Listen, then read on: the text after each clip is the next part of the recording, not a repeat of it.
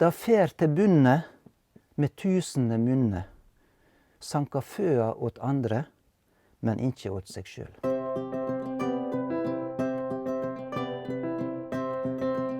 Hannåsamlinga er ei samling av språk og folkeminne fra første del av 1900-tallet. I denne samlinga finner vi segner, eventyr, gåter, visebøker osv. Og noe av det han noterer handler om folketru. Det blir fortalt om en mann at han alltid spytta i båten før han gikk ifra den, for at det ikke skulle komme trollskap i den om natta. En annen historie er at når de måtte i båt for å få et barn til dåpen, så hadde de sjøvann i munnen på det. Og det var for at det ikke resten av livet skulle få sjøsyke. Det framgår òg at informantene oppfatter dette som noe man trodde på i gamle dager.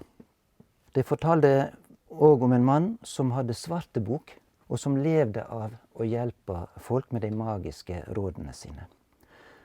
Han var interessert i det som han kalte for kulturinnholdet i dialektene. Faste vendinger og uttrykksmåter. Det kunne være ordtak og formuleringer, men òg navnebruk. Han noterer stadnavn, kallenavn på folk og kunavn. Han mente at dette var viktige kjelder til folkekulturen. Altså måten folk sjøl forstod virkeligheten sin på. Hvordan vi uttrykker en tanke, hva bilder og metaforer vi bruker, kan si mye om den erfaringsverden som vi lever i. Han satte opprop i avisene og sendte rundskriv til ungdomsskolene for å få lesere og elever til å sende inn gåter. På denne måten fikk han fram til han døde i 1929 en samling på rundt 10 000 gåter. Et eksempel på dette er denne gåta. Da fer til bunne med tusende munne, sanka føa åt andre, men ikkje åt seg sjøl. Og svaret på dette var i et fiskersamfunn, det er da nota.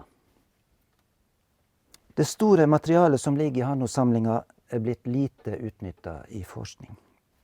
Nå er det i ferd med å bli digitalisert gjennom prosjektet Samla. Det betyr at det vil bli allment tilgjengelig på nettet og søkbart i løpet av neste år, 2024. Og det Samla-prosjektet sitt håp at det vil bli flittig brukt både av forskere og av folk flest.